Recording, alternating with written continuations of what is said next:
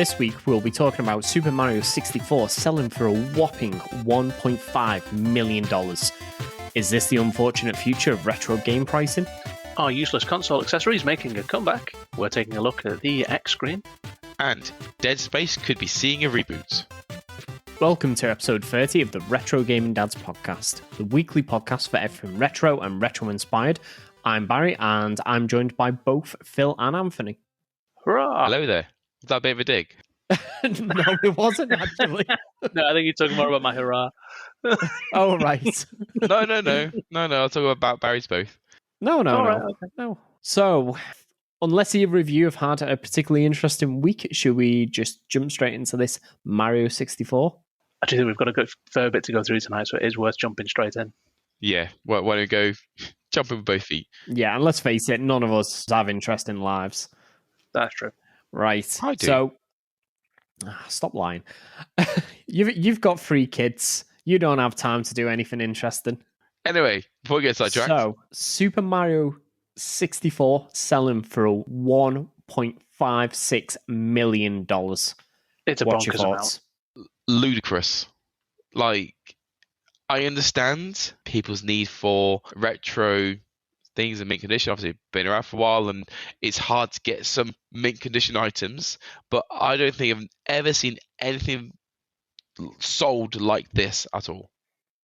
No, it's a record. Don't get me wrong on this. It's a bonkers amount of money that it's gone for. Though in its defense, now while I don't think it's worth this much, in its defense, it's probably the highest grade of a copy we will ever see. There are so few of this particular grade, sealed, perfect condition. Yes, but this is just a company grading them. There's no universal standard for any way to grade these games. Yeah, that's a fair point. It's just the fact that it is in such good condition that aids to the rarity and the value. Does it aid enough? So if I just go and buy a game from the shop now, brand new, still shrink wrapped, stick it in an acrylic case and say it's grade A++, in 25 years, I can sell it for $1.5 million. Who knows? Maybe. You know, if I go and grab, I don't know, let me think of a game for the Xbox, copy of Halo Infinite when it comes out. Maybe. Who knows? That's the thing, that it's not like this game was even a not massively sold game. This game sold how many copies would you reckon? 12 million, apparently. A lot. Okay. That's ridiculous anyway. Send 12 million copies of this game. It's not like it was a game that sold only 50,000 and didn't go far. Yeah, it's no stadium. Yeah, no, this is what I'm saying. I'm agreeing that it's a bonkers amount that it's gone for, and I don't think it should have gone for this much. I do think it's too much it's gone for. I'm just saying it's not a run-of-the-mill, well-used, or even decent copy. It's like pristine. That is going to help the value. Okay. My question is, okay, do you think this guy is going to be sat there with it on the shelf looking, going, that was definitely worth $1.56 million? For some reason it was to him. Or her, whoever's bought it. I don't know. It's just something about this does not sit right with me. No, I agree with you. The amount of money paid for it. Well, didn't Zelda like a week before set the record? Yes, but these are both through the same auction company. I don't know the full history of this auction company, but they have been in trouble with the police in the past for doing fake bids on items to knock the prices up. And one of the co-founders, I believe when he was a young teenager, actually done some sort of postal scam. Oh, right. And was ordered to pay like $100,000 back or something like that. I don't exactly know what the scam was, but he was one of the co-founders. So there's a bit of suspicion there. I don't know. It does feel a bit dodgy. I've got a feeling this is like money laundering or something. Or I would be interested to see if it was actually paid for. Yeah. Yeah. I am sure anything this high profile is probably going to get attention, wanted or otherwise. So if it wasn't totally above board, we'll probably find out fairly soon. It physically makes me sick thinking how much this person's spent, if it's legit, on this game. Well, let's say it is legit. Let's say someone really wanted a sealed copy of Mario 64, money was no object for them. Because I had a quick look. Sealed copies, there's not many on eBay, but there's one going at the moment for about £430, but it's still got like over a week left.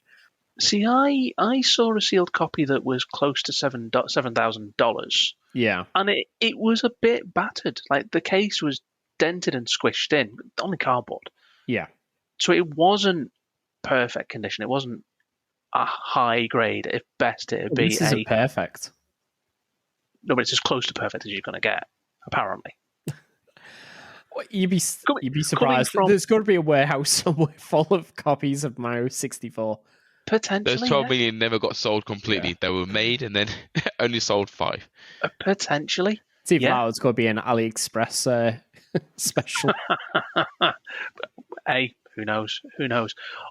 The issue with it is now going to push the prices of all video games up, because everyone's going to be like, I've got this copy of Super Mario 64 in a loft. Well, if the sealed one was worth 1.5 million, surely my good condition one must be worth $1,500,000. Yeah. It's like when I can't remember which newspaper it was. It was something like the News of the World or something on the website done. Have you got these games in your attic? They could be worth thousands. It's like Mario and Duck Hunt, and it's saying this could potentially be worth £10,000. You're like, Mario and Duck Hunt? Are you serious? Everyone has Mario and Duck Hunt who had a NES. It's true. It is true. But unfortunately, it was shown that they actually did, at least for a few months, push the price up of the games that they mentioned. And there was very few rare games in there. You don't buy a video game. Video games should not be an investment. They should be entertainment. A collection. Yeah, I can agree. A collection entertainment being an investment. You know, if you've got a really good collection and you've got it in good condition, I'm not saying, it shouldn't be worth anything. But to buy a game for the point of collecting it, to sell it on, well, that's not right. No. But just say this person's not selling it on. This person is making the hobby of collecting video games worse for everyone who genuinely wants to collect video games. Like me, I collect Sonic the Hedgehog games, and that's out of nostalgia and fondness for the games. I have issue trying to get hold of a copy of Chaotix. It's hundreds of pounds now. But yeah. This guy's paid, I say guy, we don't know if it's a man or a woman. This guy's paid $1.5 million for this game. He's definitely not going to open it and play it. Oh, it's probably not even going to sit on a display. If I paid that, not being funny, if I paid £100 for a game, I wouldn't want it on display in case it faded or something. Well, I think a parallel you could possibly draw it to is fine art collectors that spend bonkers money for a piece of art. That's at least unique. Art of any sort is to be viewed. You can buy it and view it as it's intended to be viewed. Now, fair enough, it might only be you who can view it and not like other people. Video games are designed to be played. I agree with you on that. The point I was going with it is not so much the collectors that do that. It's the people that see them as an investment. So they'll buy them like they'd buy gold or stocks. They literally buy them because in a few years' time, it will be worth more. That's where people... I cannot see this person getting the money back for this as an investment. I don't think so either. I don't see the same thing happen again. I think he's just going to tank now. Yeah. But the thing is, this is now going to push the price up for everyone else who collects video games. And it's for someone that does not have any interest in playing this particular game, or at least this copy of the game. Yeah, I know. I would never pay extra for a sealed copy of any game. The only way I would actually do that is if it was substantially better condition than a normal box copy. I might pay a little bit more and get the sealed one. But as soon as I get that, that's getting opened and getting played and getting looked at. I want to look through the manual. I want to play the game. Maybe not if you spent 1.5 million on it, though. I ain't ever going to earn that much in my life. Any of us have any that much money? No. No. Patreon supporters, if you want to help us buy £1.5 million games. Yeah, it's good. Gonna take a while. We'll get the money and then they'll be like wasted on this game. Like, yay! Now, before we get sidetracked, talk about adding games to a collection. Barry, I understand you received another game to add to your collection. Yeah, so after just saying, yeah, I'd never get a game and keep it sealed, it's still sealed. I haven't had a chance to play it yet, but Alex Like this Kidd story. in Miracle World DX. So I'm hoping it's not as frustrating as the Master System version, which I could only ever complete on the Isn't Xbox it a direct remaster? It's not a direct remaster, it's a remake. So I'm hoping They normally make improvements there as well at the same time. I'm hoping so.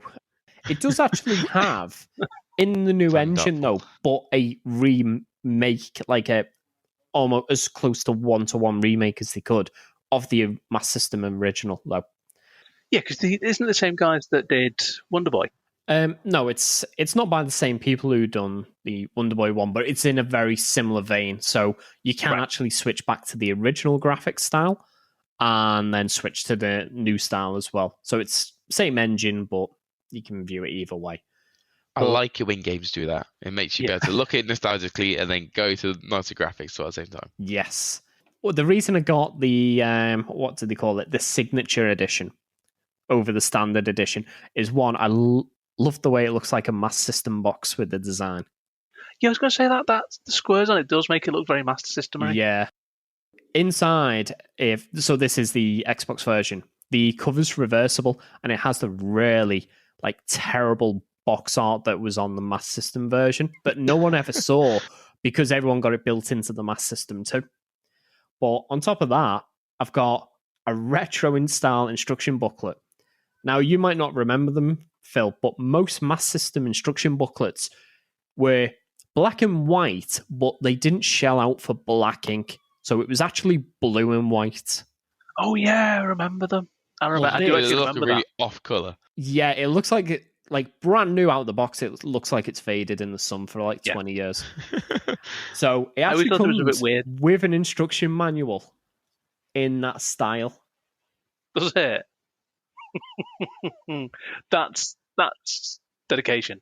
Yeah, get some an art book, a little certificate, CD soundtrack, medallion, 3 enamel pins, and some Jankum Pong cards, which I believe is just rock, paper, scissors. Right, okay. Well, there's a lot of rock, paper, scissors. You can use so you don't have to use your hands to do the rock, paper, scissors. You can use your hands to select the card for which one you want. You just pop a card down, but scissors. The real question is, did you get Scott Pilgrim? No, I have not. Actually, I think it said about the 14th they were going to start shipping them out. Or today, or after the 14th, yeah. Don't worry, I've only been waiting for stuff to be delivered at work for over 3 weeks now.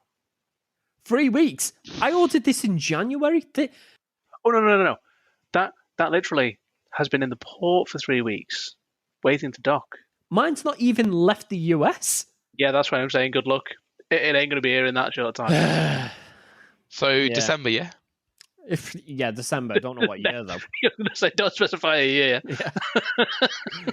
They also never said it was going to ship on the 14th. They said it was going to ship after the 14th. So, anywhere between now and the end of time, I guess. Well, one day. Yeah, one day. Now Phil has struck a nerve. Should we step away for that one? So, while we're talking about a remake with Alex Kidd in Miracle World DX, I suppose we should talk about another potential remake coming along for Dead Space. See, I'm interested in this one because I never played the originals. Oh, did you not? They were only a little bit. Fantastic. Dead Space 1, yeah. By the end of Dead Space 1, though, anytime you see anything that looks like a corpse, you're stomping it into a mushy puddle. Because you're thinking, that is going to get up and skewer me if I turn my back to it. I do have all 3 Dead Spaces on my PC, and they're all in EA Access as well, which we get with Game Pass. Dead Space so I can play it. Definitely worth it. Fantastic game. Because I had to go back to 1 because I started at 2, then play 3, then I had to go back to 1. I heavily played 1, completed it multiple times. 2, I completed, but I don't know, I didn't enjoy it as much. And 3, I never even tried. I really enjoyed 3. So what we're saying is, they did a Dragon Age and a Mass Effect to it. Not that bad. In all fairness, Mass Effect 2, I think, is my favourite. I love the Mass Effect series. The Mass Effect series is great. Well, let's hope the go remake's from- not a Mass Effect and Andromeda then. Well, that's true, yeah. Yeah, but this is a remake though. This isn't carrying on the series. Yeah, they're talking about doing a full remake, which will also serve as a reboot. So a little bit like what Resident Evil's been doing with Resident Evil 2 and 3, and what they previously did with Resident Evil 1 remake. Or just butcher and change the entire game like Final Fantasy VII. In all fairness, Let's not go that far. we've not played Final Fantasy VII remake. It's true. So we can't really comment on that. To be honest, if that come to Xbox, I'd definitely pick it up. Since I've still not completed the original one. I've completed the original Final Fantasy VII quite a few times, and it worries me what they're doing to it. Because they're not potato hands anymore. There's more to it than that, but the potato hands is the big one. Actually, just really off topic, did you see one of the selling points for Phantasy Star Online 2 New Genesis when they first unveiled it? No. They unveiled that characters can move the fingers. That was one of the graphical improvements that they showcased. You can move your fingers. Like, hey, look. Yeah. They can move their hands and fingers together. GoldenEye, that was it. When you used to... Was it Natalia or Natasha? Natalia? I think it was Natalia. Was it? I think... I can't remember. I think so. We'll go with that anyway. But where she was like, just a moment, James, I'm using the keyboard. Just like these massive fists just like hammering on the keyboard. Well, you've got to wonder how Cloud had all that dexterity with his sword to be able to spin it around his hand with a fist that was literally bigger than a train. Well, it's bigger than his head, weren't it? Well, yeah. The reason for those characters is they wanted to keep the style of the old Final Fantasy sprites. Yeah. So that's why they were deformed outside of combat. But actually, thinking about it, Final Fantasy VII had a lot of issues with consistency, didn't it? Oh, yeah. Some sequences... battles. Battles were quite realistic. Outside of battles in the overworld were these chibi versions. But then in the sequences, sometimes they were realistic proportions and sometimes they were potato hands. Yeah, it was weird. Yeah. It was weird. But it was brilliant. Some old style games, it does make you laugh when you see them again in such a weird way with the big, massive hands. Especially playing, I know we're going to talk about it on a separate podcast, but Perfect Dark. Because same again, just got big fists the size of rocks. That's it. It's just the complexity of doing a hand. It was too many polygons. Now, as we've got completely derailed... Yep. Let's try and turn back to another game which, when it first started, kind of had a bit of junky hands, which was Halo. Now, I know we've got some news about Halo, though, in the Halo series, don't we? Halo, junky hands? In all fairness, I said a bit of. I think they did have potato hands in... I think an awful lot of people had fists in Halo. Yes, in the original Halo. The Elites did, definitely. What? Well, anyway, Halo news. So this isn't actually new news. This was announced last year, but a lot of people seem to be up in arms about it as if they've only just heard about it. So 343 have announced that they are sunsetting all of the Xbox 360 Halo games' online services at the end of the year. I'm surprised about this one. I'm not. Well, no, because their argument is there's so many games. So how many? There's Combat Evolved Anniversary, Halo 3, Free ODST, Halo 4, Halo Reach, Halo Wars, and Halo Spartan Assault. So we've got 7 different Halo games that they're maintaining. With at least Combat Evolved 3 ODST, and 4, you've got them in the Master Chief Collection, so they can still be played online. Wars and Spartan Assault, though? Well, you can still play Halo Wars online. Halo 3 and that in the Master Chief Collection isn't the Xbox 360 backend. No, that's what I'm saying. Oh, yeah. So they'll still be all playable. Yeah, no, all But these Halo games was- will remain playable online.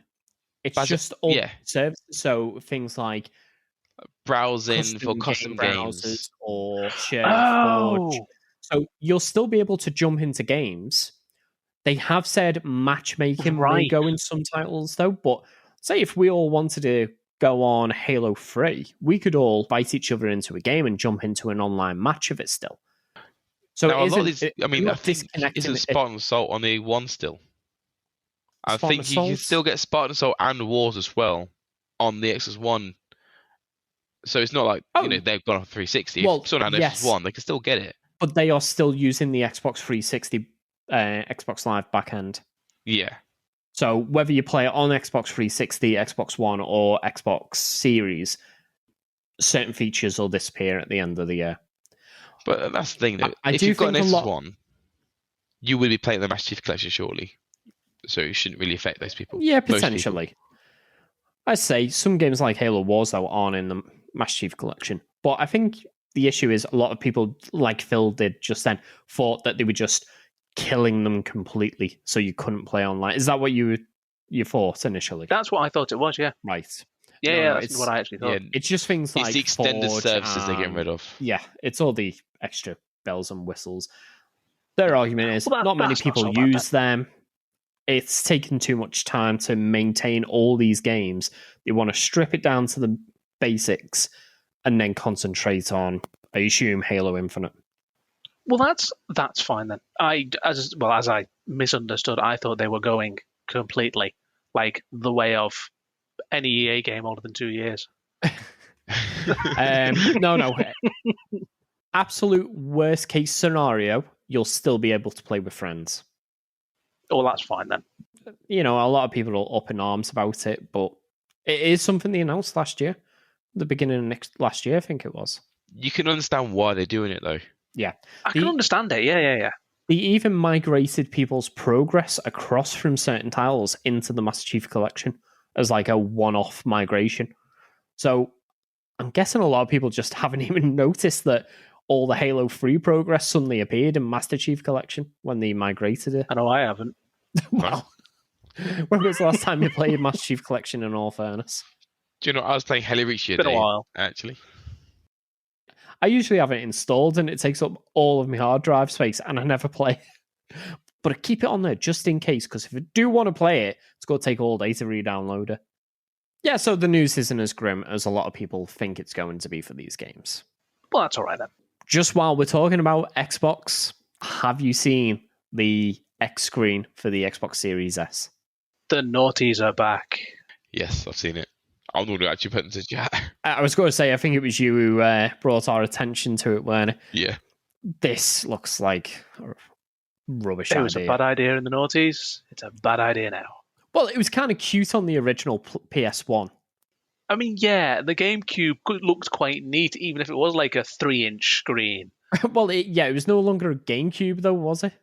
Well, no, because you kind of had a thing on the bottom that popped it a bit higher. You then had your GameCube itself. Then you had your thing on top, and it just turned into this almost a tower of power, Nah. if you will. But the thing is, the Don't go that far. GameCube one wasn't even official. As far as I'm aware, it's only Sony that have ever done an official screen. Ah, was it? Yeah, Because it felt like the rage at the time, didn't it? Everyone was doing screens for consoles. yeah. Make it look portable, yet you still need to plug it in. Yep. Since you're the only one who's got a Series S, will you be getting one of these, Anthony? No, I will not. You were the one that It's- actually seemed excited and thought it looked like a good idea. Yeah, I said it looks quite funky and it seems like an interesting idea. In all fairness, no, I won't get it. I think the price puts me off quite a bit because it's, near the price of the console itself. I was going to say it's getting close. So it's £190, I think it was. Yeah. So it's £190. So it's a pretty steep cost for a screen to attach onto your Series S, which Absolutely. how often would you be thinking about taking away to then need a screen with it? You personally, I think you might get some use out of it. You might actually get to play your Xbox when your partner's in the room. Oh, I could imagine you lying in bed with the screen just like blaring away in front of you in the middle She's of like the leaning inside of me going, "What's that like?" It's like, "Don't worry, nothing." Yeah. Don't you worry. See, joking aside, what is the point of a screen for a console when you can literally get something like a tablet device like an iPad and stream it directly to it? I was about to say the exact Latency. same thing. What's the If you're point? streaming across it, obviously with it being plugged directly into the Xbox, obviously the display's going straight away. But if you're streaming across to a tablet or something like that, I'm not saying I'm not being funny. On the It's network, perfect, but- you don't Yeah. see a difference. You might Yeah, have the odd little artifact. Playing it locally. I know some graphical like artifacts, but I don't notice latency. No, However, I could see this being useful for, say, a family that's going away in a camper van or something like that. You could have it for the kids. It leaches power from the actual console, so you don't need two sets of plugs. You just clip it on the back of the console. It stores away nicely because it folds down on top of it. Yeah. See, I'm not so sure about that. I mean, I have been on caravan holidays. I wouldn't take something like an Xbox with me. My family, they went away not long ago and they rented a camper van, and again it came with a TV as part of it, and they took their Switch and Switch dock and plugged that up to the TV. Yeah. I take the Switch But to the Switch dock. that's a portable console, and you can understand why they did it.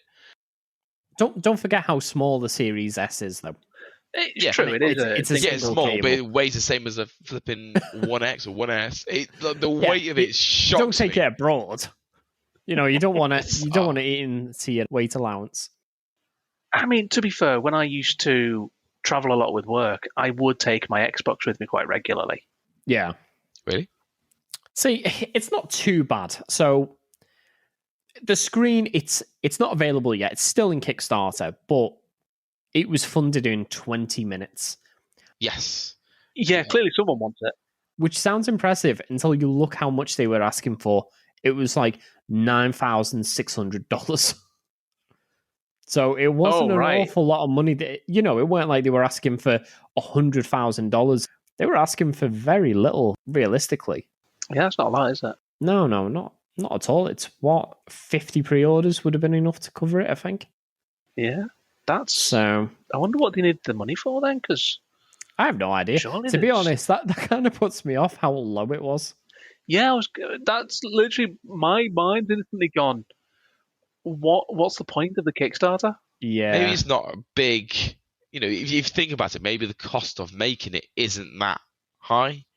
Unless it was like 3D printed in your garage or something. I would imagine it's significant investment. Yeah, I mean, we don't know the full ins and outs. If you're talking manufacturing, if they're only costing it as only having 50 pre-orders, effectively, which it's not gonna cost as much to build as it is gonna be to sell, because that's not how you make a business. Even if it was a fraction of the cost, it makes you wonder what's the quality of this thing going to be like. Well, they're selling it. They don't include any cables or anything with it, do they? Because it plugs straight into. Yeah, it doesn't require any cables. So no cables needed at all. It's just a screen with the hinge and then the adapters. But again, we don't know the full ins and outs of it. No, it's the screen itself. It's an okay screen, 1080p, 60 hertz, and 11.5 inches. It's nothing amazing. I'm not being funny. They put screens like this in low-cost laptops and Chromebooks. So I'm pretty certain if they can get a full laptop for £250 with this sort of screen in it, you can get just the screen done for 190.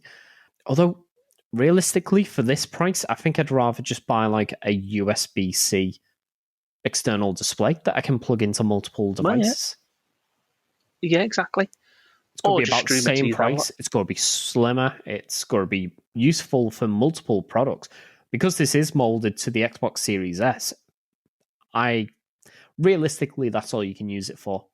Yeah. I would imagine you can probably, maybe stick some extension cables into it to extend the actual connections itself to plug into But then other you need devices. to think about how you're going to stand it up and how you're going to, exactly. It's not practical. You get to a point you think, well, it's pointless. Let's just have a little display. They never took off in the early 2000s, and I can't see it taking off now. No, I can't. There's a reason they failed and stayed in the noughties. So, speaking of portable consoles, we didn't really talk to Anthony much about the new Nintendo Switch. Yeah, because he wasn't in the podcast last week. No? Taking a bit of a rest. So, I assume that you have seen the Nintendo Switch OLED model. Yes, I have seen it. Yes, it does look interesting. It's not my socks off, shall I say, at all. No. 0.8 for an inch not do it for you? No. You give an inch. 0.8. I was speaking to Barry about it a little bit. There's no increase in RAM, which I don't understand why you wouldn't have done that. Trying to give a bit more power.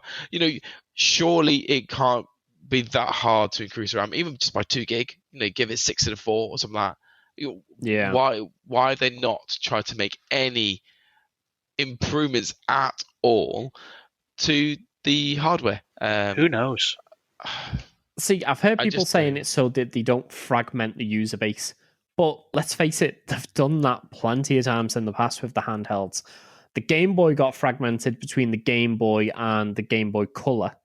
The DS Lite? The DS the Lite. 3DS? No, they're different systems. But in the DS range... The DS Lite, the 3DS, the 2DS, the 3DS XL. No, you're just talking about revisions. They're not upgrades. So you've got the DS range. So you had the DS and the DS Lite. DS Lite was just a nicer version of DS. However, you did have a mid-life refresh of them with the DSi and the DSi XL. The DSi. Yes. Then, obviously, with the 3DS, you've got the new 3DS consoles, which had increased performance.